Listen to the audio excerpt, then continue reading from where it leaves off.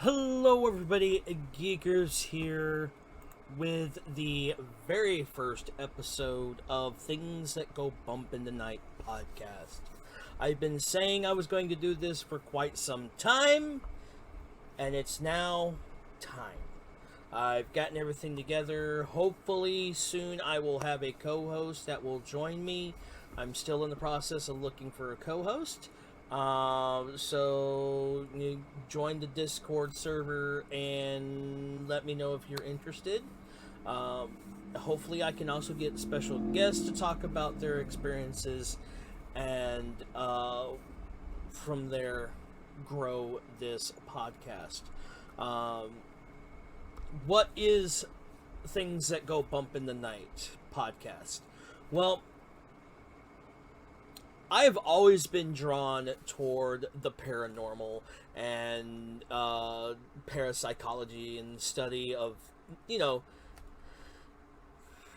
not so. It's a lot of people call it a not real science, but there's a lot of evidence that proves that maybe there are hauntings, maybe there are things out there that we as a normal, as people can't really explain or put into words or anything like that.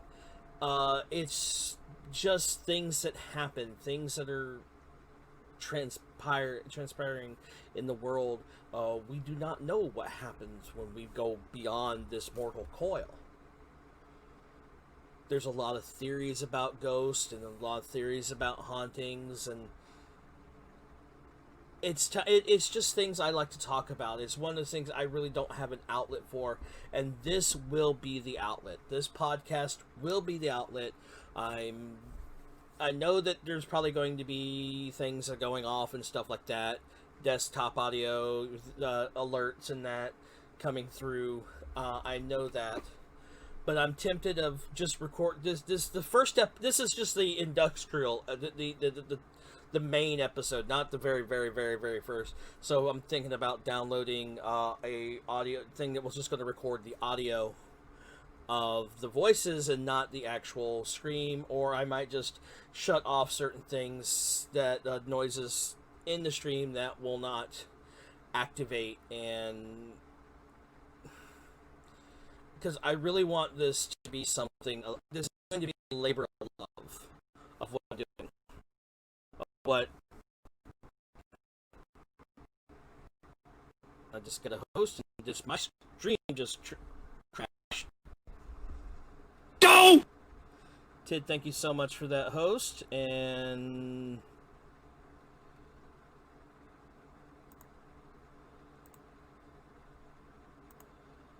there we go.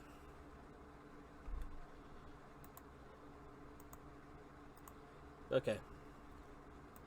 I just saw, because I'm actually looking at the stream right now, so I can see things going off and all that.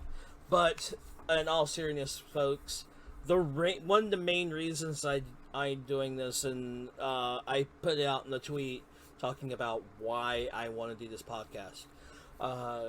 Growing up, when I first moved to where eventually I grew up, my hometown, what I call my hometown, I wasn't into ghosts. I actually was very scared of the concept of ghosts and hauntings and stuff like that. You told me your house was haunted, I didn't want to go near it. But then we got this house where I grew up. Go! Rye, thank you so much for the host.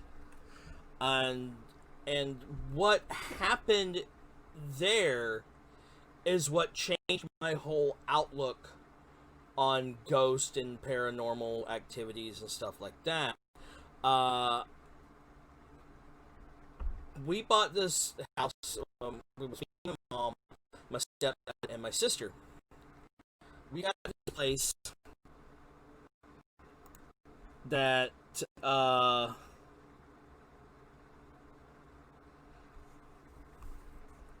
the property was at the end of a dead end street. Go! Thank you for the host. Darik, I guess that's how you say your name. I forget. We it was the end of two dead end streets. It was my stepdad's parents' house, our house, and this huge piece of property. Now, the area that these houses were on back in the day is also where a lot of moonshiners during the Prohibition era was running shine from. Because this wasn't a very well developed area, it was still woods. It was back in groves and stuff. Nobody really went down there, but there was a lot of moonshiners there, and rum runners and stuff like that, during Prohibition. Well,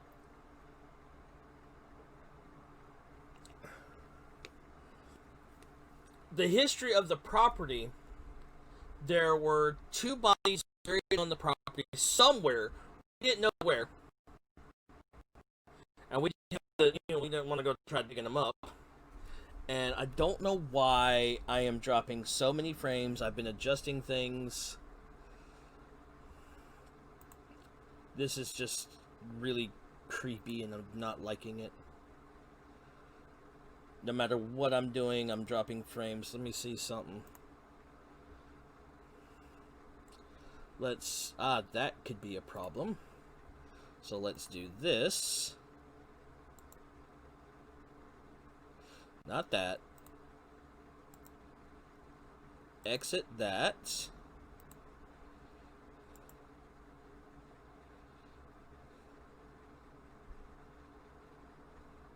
Exit that. I didn't want it to bring up. I said exit this.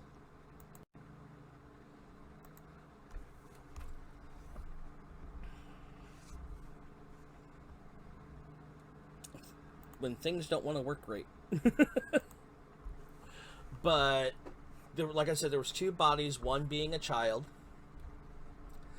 And before my stepdad's parents' house was built, this guy's car and girlfriend went missing. Part of the things that was done at where my grandparents, I call them my grandparents, that house was built, they had to dig up the ground around it for a foundation and stuff like that. This being Florida, you got to have decent foundations and stuff like that because of hurricanes. Well, buried underneath their house was the missing car. We don't know if the woman was inside because because of this, both of these houses had unexplained activities, things that we couldn't explain happening. Growing up in the house that we lived in a 3-bedroom house. Decent size. Each one of us had a bed. My parents had a bedroom. I had a bedroom. My sister had a bedroom. Things that would happen in there that was just really strange. Some of the experiences that we got were as followed. My dad would buy my mom flowers every now and then, and we would wake up and the vase would still be standing, the stems would be in there, but the petals would be missing. The roses were gone. We couldn't find the petals or anything anywhere. Now people say, oh, it was probably a mouse. If it was a mouse or a rat or something, they would have knocked the vase over and eaten the petals or that, and we would have seen evidence of that. There was a friend of my sister's that would stay over, and she would sleep in the living room because my sister just had a twin bed. There wasn't a big bed or anything like that, or any room in my sister's room for someone other person to sleep. And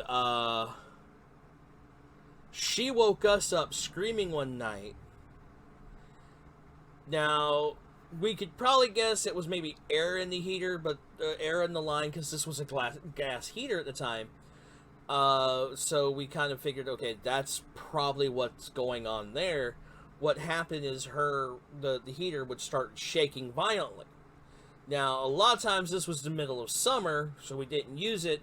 So yeah, probably some air got in the line, and trying to settle it or something like that would cause it to shake. That's what we were thinking. Until my dad, we got rid of our gas because it turned out, it was cheaper to go electric heaters and stuff like that. So we had them take the gas tank out. It was one of those big propane tanks and stuff like that. We took the gas heater out, took the gas stove, we took it all out, switched to electric. She stayed over again, sleeping in the living room. This was actually during the winter. The heater got thrown across the room. It literally went and got unplugged. We all heard it. She's screaming. She's sitting on the couch screaming. And the way the heater moved, there was no way she could have thrown it and still be sitting there that quickly. And in the kitchen, this is an older house, creaks and things settling. You hear things, but every night at 11:30, the dishes would start rattling in the kitchen. We would, after dinner, we'd wash them, leave them in the drain, put them up overnight. But they would start rattling, and not just like a clink, clink, clink, like violently shaking and violently moving. None of them broke, but we would hear them violently shake. My dad stayed up one night and watched, and he actually saw them shaking. So, and we would see unexplained lights outside at night. And so that, growing up in a haunted house, changed my whole outlook. There was things that you couldn't explain, you couldn't get through, and you like, okay, this is happening. I'm seeing it with my own eyes, yet I can't explain what's happening. Now, over at my stepdad's parents' house, there was always a feeling of heaviness in there. Like, you would go in, and outside would be nice, cool, calm, collective, but you'd go in, and there was a sense of dread, a sense of just, you could feel like everything was piled on top of you. Now, a lot of people would say, well, it could be because of the way it was painted. The living room was a dark color. But you would go into one of the bedrooms, which was a white coloring, a white painted walls, well lit. You'd still get that heaviness. But then when you would go into the main bedroom, because the house was set up like you had from the front to back door was straight shot. It was what was called a shotgun house. But then over to the side was newly added, they added the master bedroom. Hydra, thank you so much for that host. They would added the master bedroom and the secondary bedroom and the bathroom all on one side. The master bedroom was basically built over the car that was buried underneath the house. Now, this is supposed to be the same car that went missing at the same time as the owner's girlfriend. There again, we didn't, people say, well, why didn't you pay to get it dug up? Why didn't you do this? Because we didn't know who put it there and what would happen if we did dig it up. We just knew it was there. But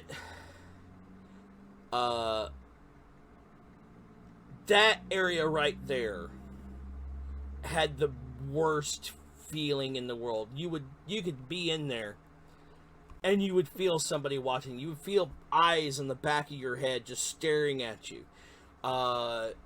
Then one night, getting told that somebody was just sleeping in there and they just saw this huge black mass on the ceiling lower down and then go out the bedroom door. That was crazy. So my dad finally had enough of it after we moved back in, moved in and that. So he had one of the the preachers from one of the local churches come in and bless the house. As he was blessing it, you heard things rattling, you heard just things falling over, and then after he blessed the house, the whole feel of the house changed. The heaviness was not there. There wasn't a series. There wasn't that overall series of dread. 5, how you doing? It was just a different feel to the house. Mini bong. Ba whip grana whip ninny bong. Weep grana weep mini bong. 5, thank you so much for that follow. But that feeling wasn't there. That it was gone. It was a different feel to the house. We had someone bless our house, but that feeling didn't go away. That there was still something there. We also found out that where our house was built, there was actually, digging up history. We wanted to find out what was going on in this house. What caused all these unexplained events happening in our house to be the way they were. So we would, me being me, we started doing history, and we, found out there was people buried there, supposedly buried there, but we also found out that it was recorded that in that area, before my hometown became the hometown, there was a fight between Native Americans and some soldiers. I don't know if they were Confederate or Union or Spanish soldiers. It was a battle that happened there, and a lot of Native Americans lost their lives. So there again, it added that creep factor to there. My stepdad and his mom, both Native American, had Native American descent in them. They knew something was there, but they couldn't place it. But there again, getting the house blessed by a preacher, not the same faith, or my theory is not the same faith or the same beliefs of whatever is there, is not going to happen. It's not going to move on. It's just going to cause conflict. So after he did the blessing of the house, things kind of escalated. I woke up one morning to scratches on my arm, and my dad opened the front door one day and was talking to my mom, and all of a sudden he got shoved through the front door. Our dogs, any animals, pets we would have, would just sit in the living room and stare at the front door. Literally just stare there. We got this one German Shepherd would sit at the front door and start growling for no reason. Now, this dog wouldn't growl unless there was somebody he didn't know on the property or something, but he would stare at the front door and just growl. Just this deep, like that warning growl dogs give. That guttural growl, teeth bared. And he wouldn't sit, he would just get like up on his haunches and just bear down like, I see you, you're not wanted here, go. But once we got him and he started doing that, we also noticed things started dying down. And so we kind of figured, this dog's, we love this dog, it scared things off. And that's what drew me into the parapsychology and the paranormal research and stuff like that. One of the things that happened with me that was really cool, my senior project was on paranormal research. And one of the things you had to do some kind of job shadowing or, experience what they did. So I actually got to go on a real life ghost investigation, which was phenomenal, seeing all the gear. Now, this was in the 90s. They didn't have the gear that you see on ghost hunters now and stuff like that. They didn't have that gear. But they had some pretty interesting, you had your cameras. You did have ultraviolet, ultraviolet lights and stuff like that.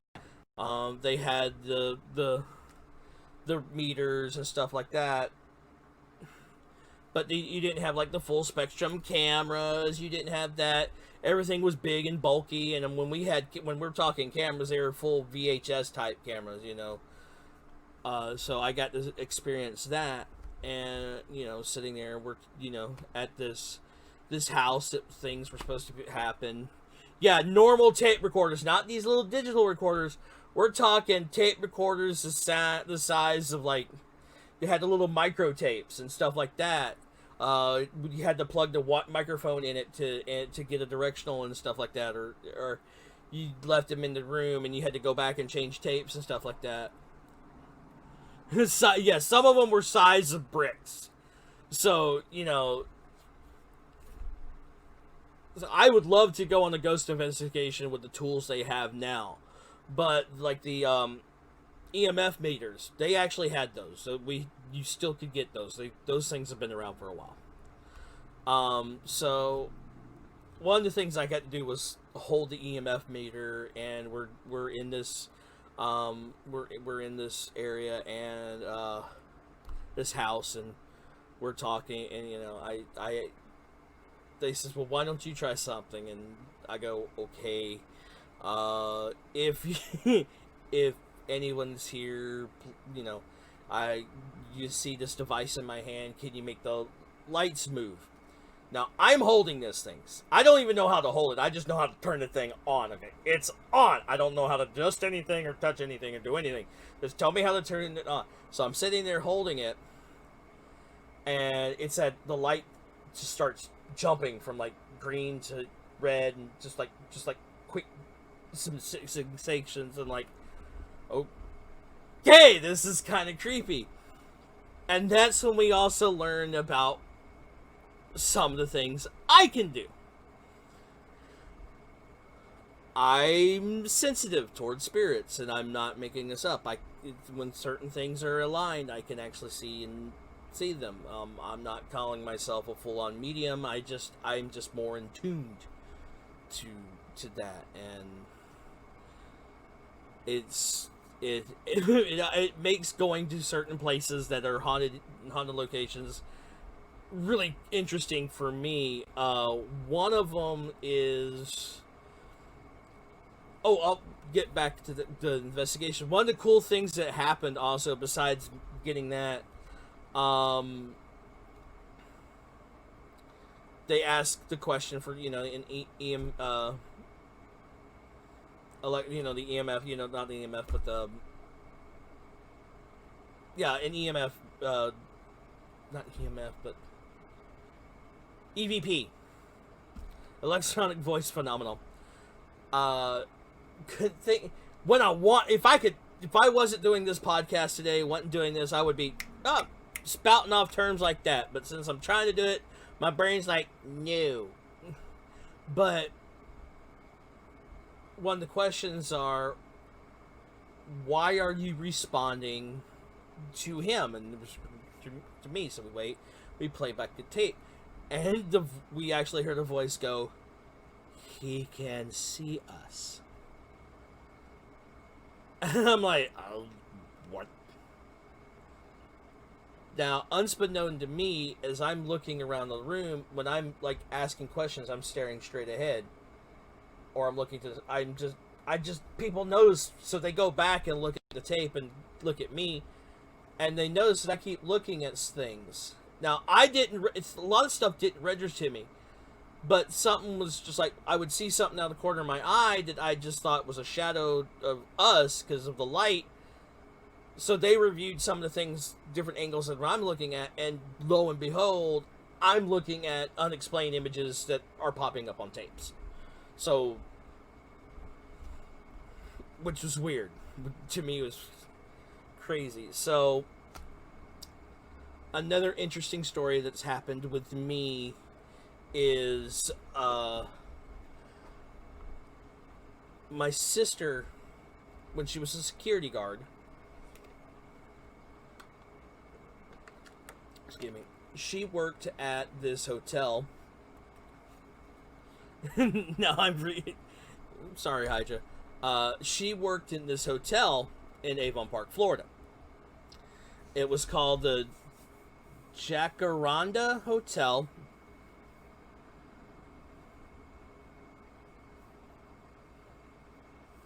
Wow. She worked at this hotel, which was haunted by a couple of ghosts. You had the Gray Man, two twin sisters, and you would hear music playing from time to time. So it's all right. So me, my now ex-wife, and my mom, we got to tour this hotel. So we're walking around the hotel. Beautiful rustic hotel. Some interesting history about this hotel. Two famous guests lived at that hotel, or stayed at that hotel. One being Babe Ruth, the famous baseball player, and the other one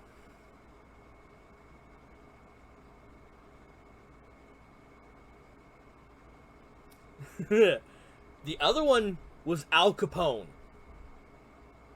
Al Capone stayed at that hotel.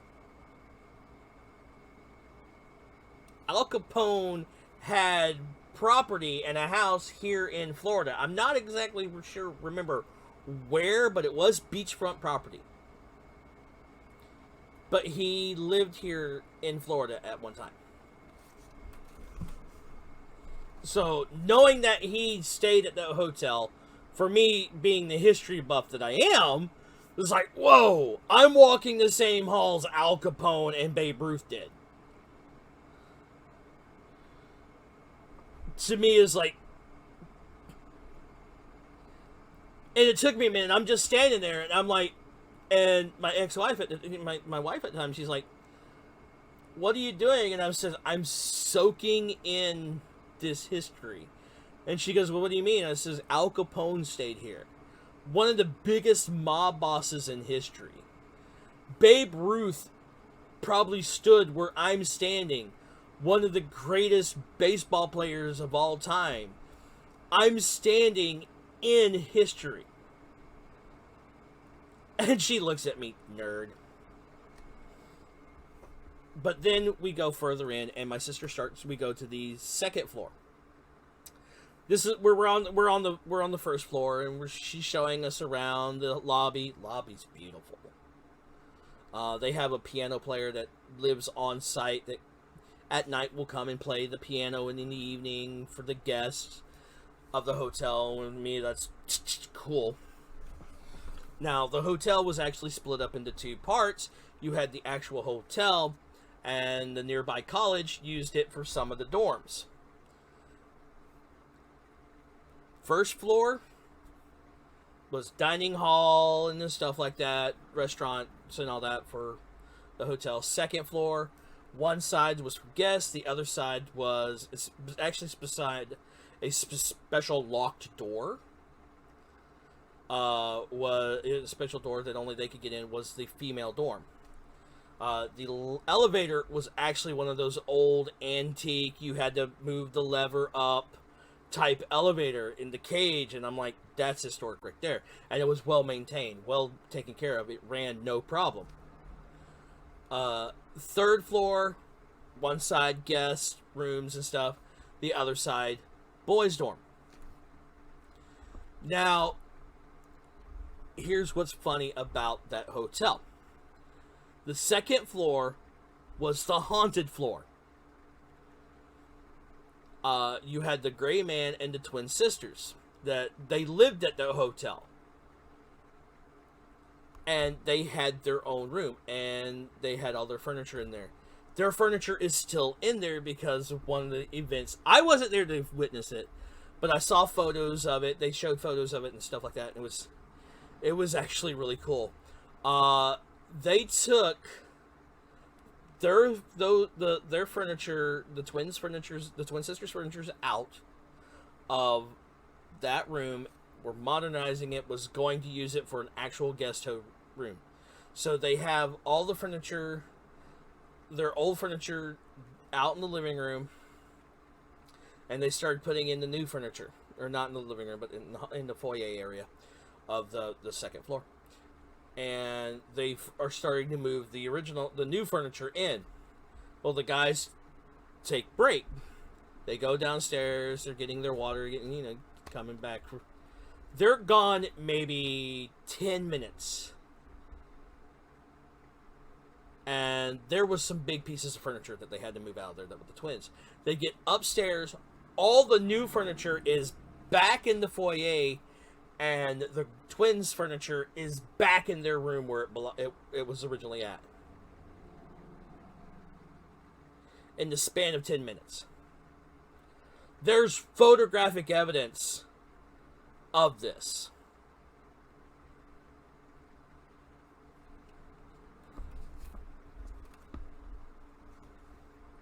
To test this theory, they took a chair out, put it in the foyer, take a picture of the chair, take a picture of the room, and go away. They leave audio equipment up and a camera up there. Camera glitches out. When the camera comes back on, chair's gone. It's back in the twins' room. So they don't let that room go for guests. You can go in there and look at it. And so my sister, she gets the key and opens it up. And when she does, I get this chill down my spine.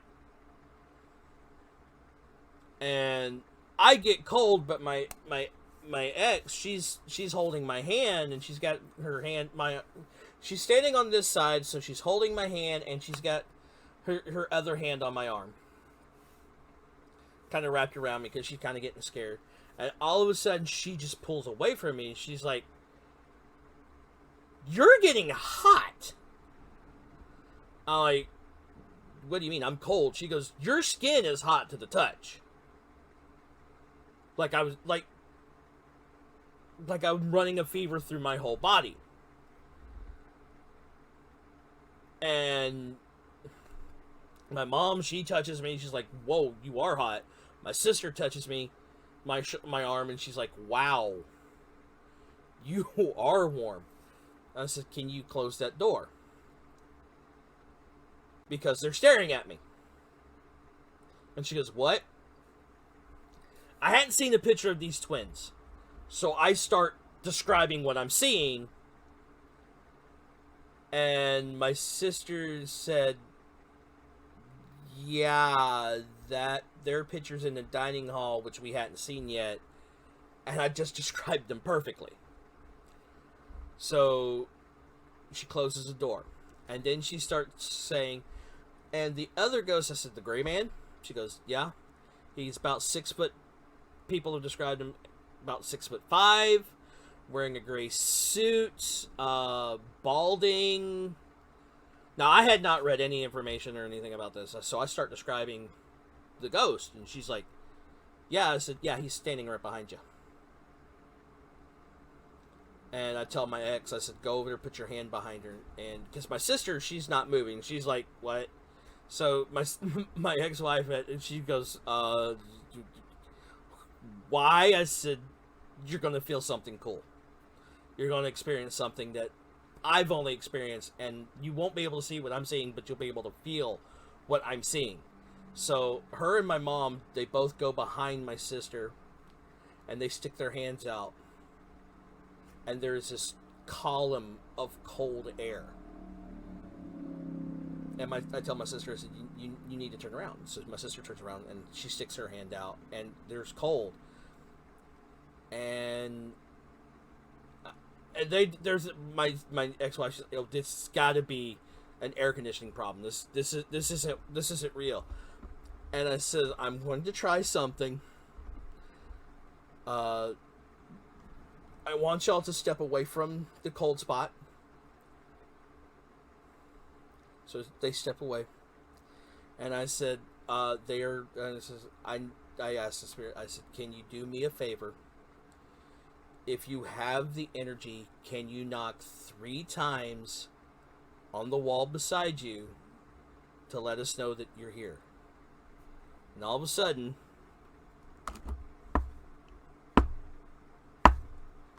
3 knocks on the wall.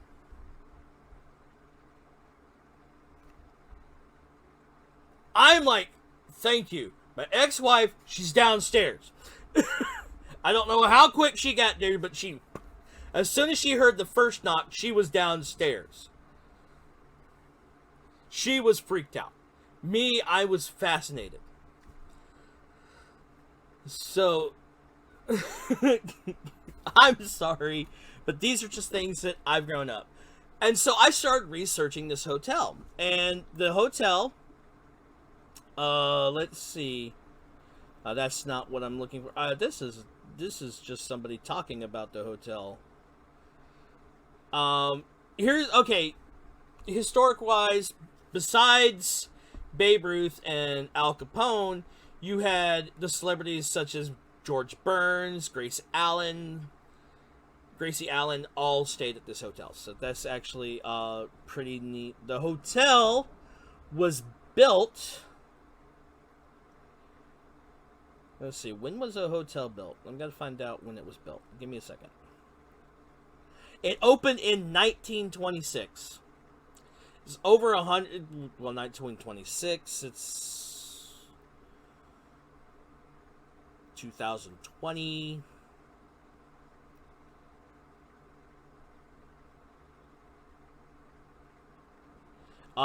It's named after this tree that was there. There was a Jakarta tree that was there. It was 150 years, so they named it after there. Among the first guests were the St. Louis Cardinals, who came to Avon Park for spring training from 1927 to 1929. Like they said, Babe Ruth, Al Capone. The kitchen is actually used for culinary studies. The original... Now, I'm going to show you this. Let me switch to... I'm going to bring this on the screen. Let me get a screenshot of this. Let me do this. Let me... I want to bring up the web... Where do I want to... Let me open this... Open image in a new tab.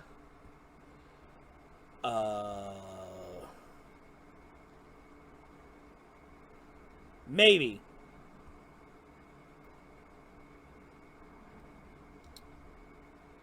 Let me add display capture.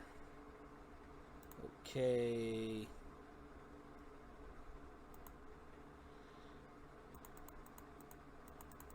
Bring it down so you can still see me. Okay, that is the original elevator. That's the original elevator handle. And it still works. So, that's actually pretty cool. It has a library. Now, let me find, and I'm going to read some of the ghost stories, because I remember...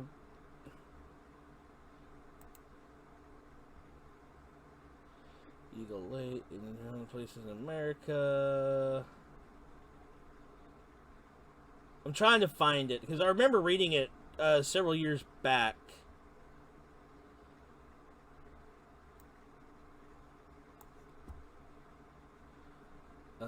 All...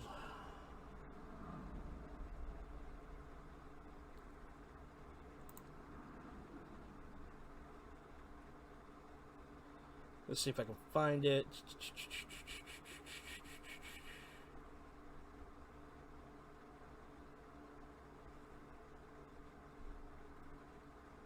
I know it's in here somewhere. There's the cemetery. I had the thing up, and I guess when I closed something, I lost it. Can I scan? Can I search keyword Avon Park? Search. That's not what I'm looking for.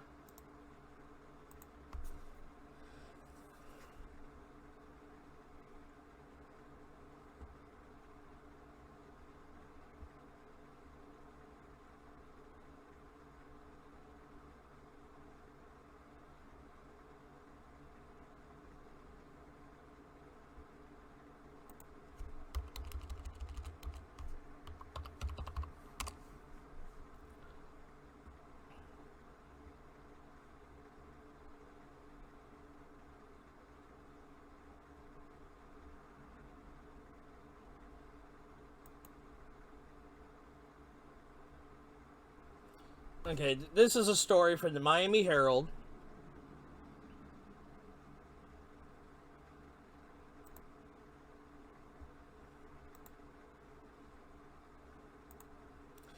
Hang on, let me get the ad blocker off so I can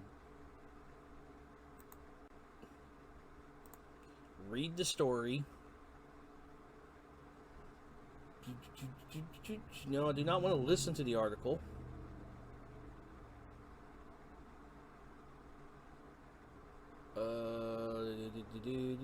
Nope, that's not it. So I can't get to it. Sorry about that. It just doesn't want to let me find it. But it, they did a ghost investigation on there, and it was pretty cool. But that seeing all that, experiencing a lot of that growing up, it's drove me into mainly wanting to do this podcast, wanting to discuss history and stuff like that, and then talking about like haunted history, haunted places in the world that, it'd be interesting to go for not only the historical but the paranormal side. Now, I'm not trying to tell everybody, hey, ghosts are real in this, but what I'm saying is keep an open mind. You never know what's out there. We can't explain everything. We can't put a label. We can't touch, taste, and smell everything. Things that can exist and stuff like out there that we can't even talk. We can't just say, okay, that's real. We can't. But knowing that things are beyond our belief, but we can tangibly document. And what I'm saying, there's documentation of hauntings. There's proof that there's more out there than what we know, and probably we will never know. We do not know what happens when we die. What carries on? We're all energy, but where does that energy go? And that leads me to one of the other things that I like to talk about. I have this huge theory about energy and paranormal. I call it a theory. People call it, well, it's a hypothesis. It's a theory because things have happened. I've seen it done, but I personally can't test it because A, I don't have the money, and B, I don't have the money.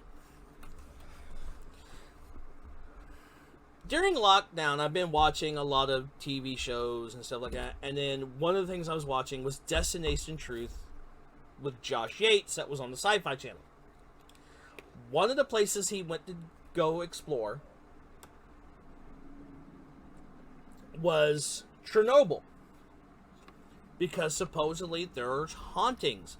There are people who died at Chernobyl, and supposedly there are ghosts that are around Chernobyl. So he got permission, he got all the crew, and they all went to Chernobyl. And they set up, they had Geiger counters around, and the Geiger counters, radiation's unacceptable levels. They all had the little badges that if they turned a certain color, they're like, okay, you got exposed way too much to radiation, you gotta go. Now here's the really cool thing that happened. they had a couple of paranormal incidents. They had a couple of things caught on thermal imaging, and I believe, if I remember right, it was an EVP. But when they got a hit on thermal imaging, an entity was there. The radiation in that area shot up, and to the point where it's on unsafe levels. They got to get out of there, and it happened twice. So here is my theory. Judging from the bit of evidence I've seen, I can't say it's definite, but it's a theory. It's plausible. Chernobyl, when the reactor blew, spread this radiation all over the place. And the shelf life of this radiation is a long time. So you figure there's an energy source around there. One of the theories of when a ghost or entity wants to make itself known, wants to manifest, it draws in this energy. That's why batteries drain and lights go out. It's pulling this energy to manifest. Now, you figure this Chernobyl is just peppered with radiation, and radiation is energy. So when they had those two sightings, it's pulling that radiation from around itself to manifest, meaning if the ghost was there and it's using that energy, that's the same thing with an EMF meter. When it's drawing that energy, the meter spikes, meaning there's more energy where there shouldn't be. Same thing goes with a Geiger counter. That Geiger counter starts going off. There's more energy there. There's more radiation. It's using that radiation to manifest. That's why those things happened. So that's my theory, that it could do that. Now, somebody says, well, what about, wouldn't the radiation dissipate? Not really. It's radiation. It wouldn't consume it because of the shelf life. The I say shelf life of radiation. It doesn't, the biodegradation of the radiation is not very quick. It's very slow. Sometimes 50, 60, 70, even hundreds of years. They said there's certain places in Chernobyl the radiation would not be in safe levels for another 30, 40 years. Now, because they're still sealing it, that what they call the elephant's foot is still leaking radiation. They say if you were to go stand by with this massive pile of radiation or massive pile of radioactive material, if you were to stand out by it unprotected for 2 seconds, you are at maximum exposure. They can't photograph it properly because that's how much radiation this thing is giving off. Now, so you still have that radiation seeping into the environment. And that's what's causing it. Now, if you really want to understand how my theory works, let's picture this. You're going to take a swimming pool. Your swimming pool is now a 4-story building. Okay? Each feet down is a story. So if you get a 5-foot deep swimming pool, that's a 5-story building. Now, what you're going to do is take and pepper the swimming pool with, I'm going to say BBs. Floating BBs. There's floating balls that are bouncing all down through the water. Now picture that they could float at different levels and stay in spot. So there you go. You have your building, and you have your radiation. The balls are your radiation. Now they're just going to chill out in that area. Now say an entity wants to manifest itself,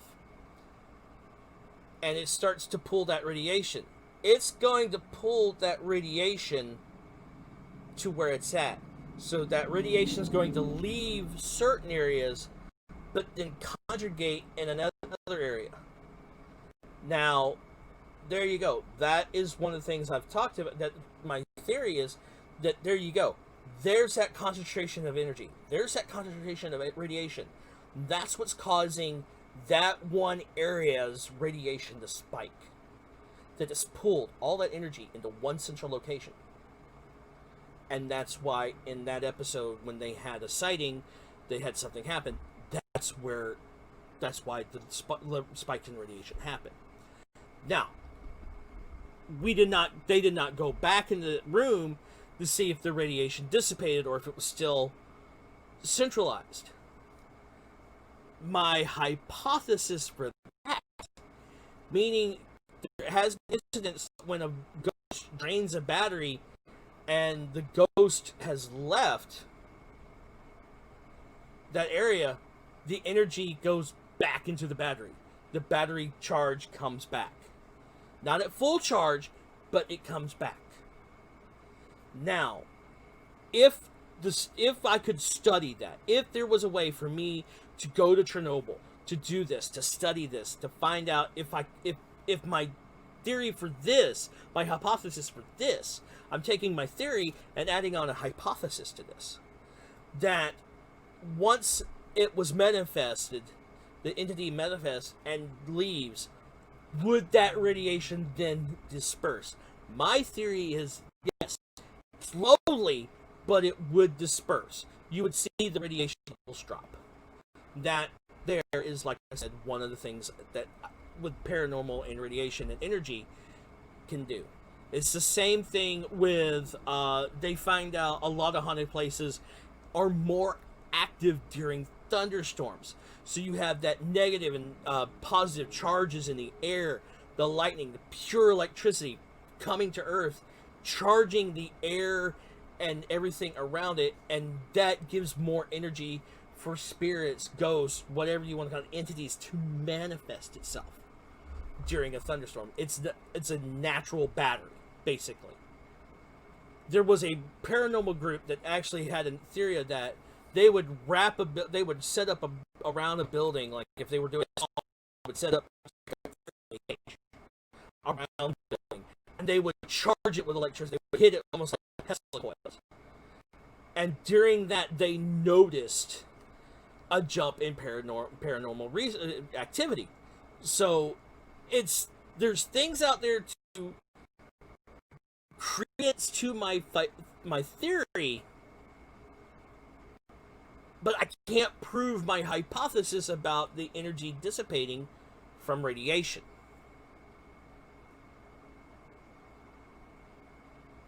Now, before you ask, no, I have never gone to school for this. I've never gone to college for all these things. They're just natural questions that I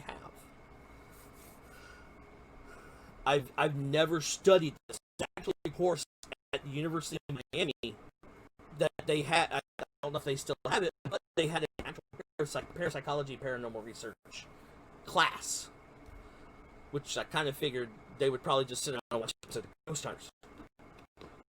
I don't know.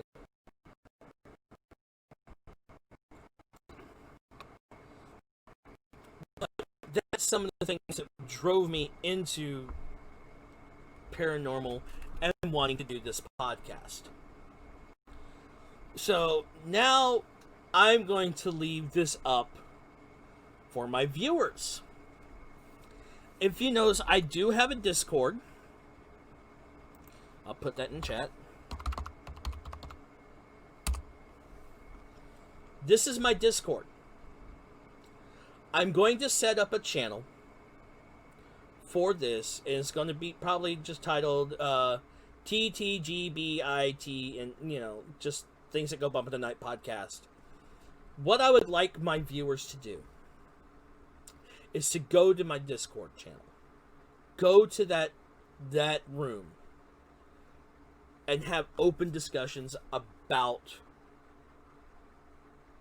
ghost theories. It's going to be, now if you go on there and says like, oh, you're crazy, you don't know what you're talking about, no, that's not going to happen. that room is going to be a place that we can openly discuss.